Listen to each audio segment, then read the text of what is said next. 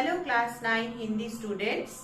आज मैं आपको आपके वार्षिक परीक्षा के पाठ्यक्रम में जो कविता है उसके बारे में बता रही हूँ। पहला कविता सबसे खतरनाक, जो कि अवतार सिंह संधू कवि, जो जिनका निकनेम या फिर जिनका छद्म नाम पाश हुआ करता है, उनकी लिखी हुई कविता है। इस कविता के माध्यम से कवि हमें अपने चारों ओर घटने वाली जितनी भी खतरनाक घटनाएं हैं उनके बारे में बता रहे हैं, लेकिन साथ ही साथ वो उन घटनाओं को खतरनाक बताते हुए भी वो इस दुनिया में सबसे खतरनाक क्या हो सकता है हमारी जिंदगी में, इसके बारे में भी बताने की कोशिश कर रहे हैं, हमें इसके बारे में आगाह करने की कोशिश कर रहे हैं।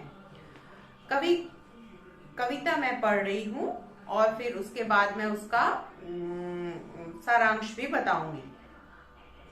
मेहनत की लूट सबसे खतरनाक नहीं होती, पुलिस की मार सबसे खतरनाक नहीं होती, गद्दारी लोभ की मुट्ठी सबसे खतरनाक नहीं होती, बैठे बिठाए पकड़े जाना बुरा तो है, सहमी सी चुप में जकड़े जाना बुरा तो है, पर सबसे खतरनाक नहीं होता। तो कवि कह रहे हैं कि जब हम मेहनत करके कमाते हैं और वो कमाई हमारा कोई लूट लेता है, वो लूट उस समय दुख पहुंच सकता है। हम दुखी हो सकते हैं कि हमारे मेहनत की कमाई को किसी ने लूट लिया, हम उसको उसके सहारे हम अपने परिवार परिजन की जरूरतों को हम पूरा नहीं कर सकते, इससे हमें दुख हो सकता है। लेकिन कमाई का लुट जाना वो खतरनाक नहीं है।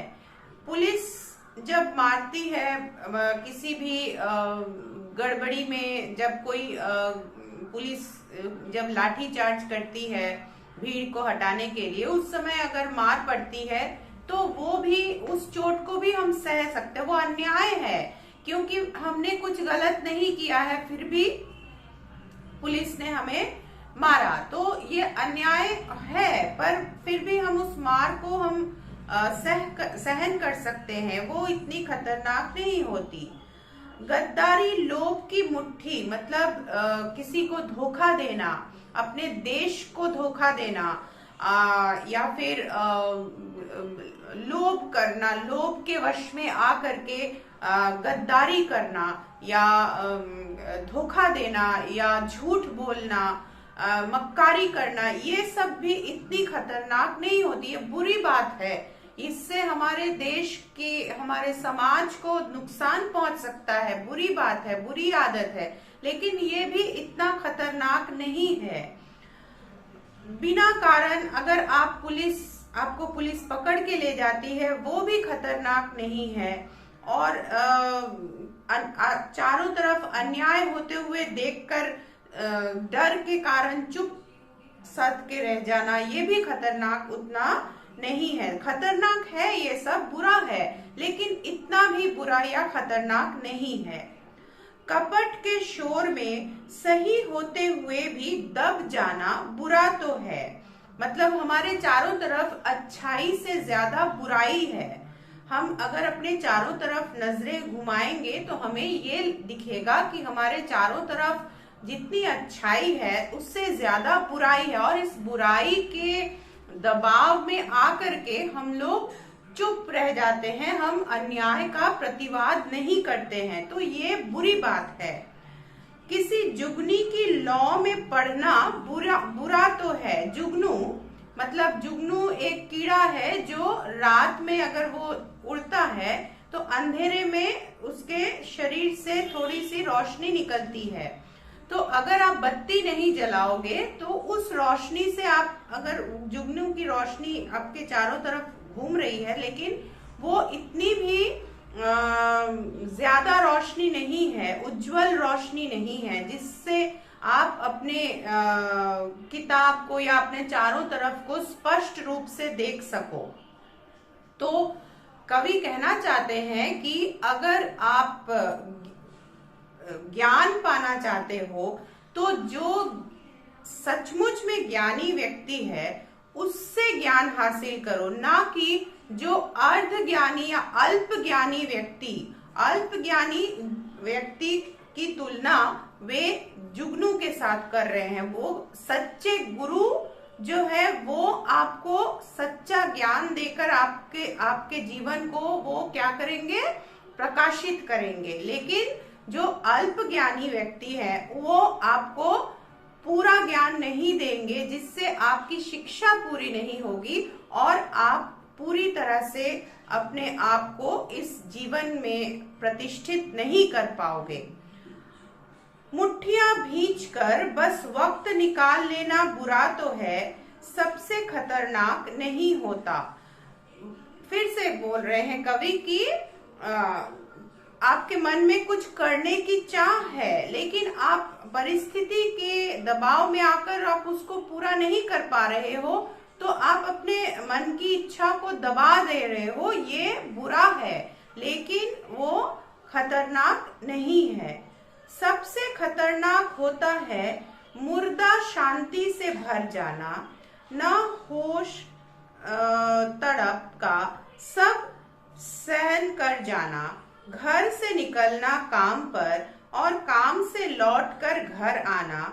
सबसे खतरनाक होता है सपनों का मर जाना। तो सबसे खतरनाक कवि किसे कहना चाह रहे हैं कि आप जो अपने चारों तरफ गलतियां होते हुए देखकर भी आप उसका कोई प्रतिवाद नहीं करते हैं, अर्थात कवि आपको गलत होते हुए देखकर उसके विरोध में जाने के लिए कह रहे हैं, उसका विरोध करने के लिए कह रहे हैं, गलत बात का विरोध करने के लिए उत्साहित करना चाहते हैं।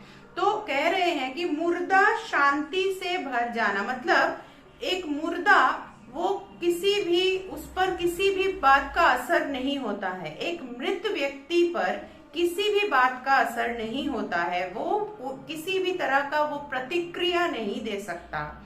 ठीक उसी तरह अगर आप अपने चारों तरफ होते हुए गलतियों को देखकर कुछ भी नहीं करते हो तो आप भी एक मृत व्यक्ति की तरह ही हो, क्योंकि आप पर उन घटनाओं का कोई प्रतिक्रिया नहीं होता है। आप सिर्फ आज की दुनिया में हम लोग इतने स्वार्थी हो गए हैं कि केवल अपने स्वार्थ के बारे में सोचते हैं। घर से काम पर निकलते हैं और काम खत्म होने पर फिर वापस घर पर ही लौट आते हैं। चारों तरफ क्या हो रहा है, किसके साथ क्या घट रहा है, कौन मुसीबत में है, किसे किस बात की जरूरत है, इन बातों से हमें कुछ लेना देना नहीं है। हम सिर्फ अपने सुख के बारे में, अपने स्वार्थ सिद्धि के बारे में सोचते हैं। ये सबसे खतरनाक है। कवि हमें इस बात की सूचना इस कविता के माध्यम से देना चाह रहे हैं और वो कहते हैं कि इस दुनिया में सबसे खतरनाक वो है क्या, कि आप अपने सपनों को दूसरों के बातों में आकर या परिस्थिति के दबाव में आकर अपने सपनों को दबा डालते हो, उनको पूरा नहीं करते हो। ये सबसे खतरनाक है। अर्थात कवि कहना चाहते हैं कि चाहे कुछ भी हो जाए आपके साथ, आपके परिवार में, आपके वातावरण में, आपके परिवेश में कुछ भी अगर आपके साथ घटती है तो आप उससे डर के, उस घटना से निराश होकर पीछे मत हटिए। आपको जिस लक्ष्य में, आप जीवन में आप जिस लक्ष्य को पाना चाहते हो, आप उस लक्ष्य को पाने के लिए निरंतर प्रयास करते रहिए। अपने सपनों को मत मार डालिए, क्योंकि दुनिया में अपने सपनों को पूरा ना करना, अपने सपनों को दबा डालना, ये सबसे खतरनाक होता है।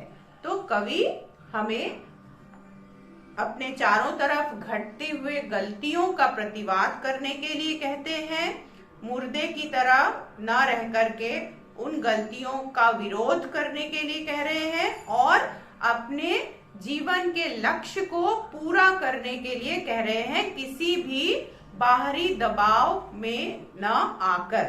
तो सबसे खतरनाक कविता इसी बात की शिक्षा हमें देता है।